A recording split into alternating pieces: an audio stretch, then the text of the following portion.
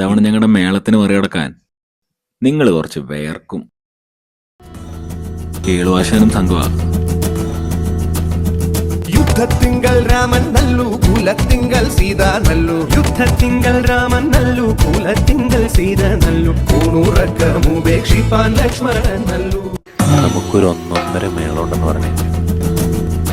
പടയ്ക്കു ഭരതൻ നല്ലു പറവാൻ പൈങ്കിളി നല്ലു. പടയ്ക്കു ഭരതൻ നല്ലു പറവാൻ പൈങ്കിളി നല്ലു. പറക്കുന്ന പക്ഷികളിൽ ഗരുഡൻ നല്ലു.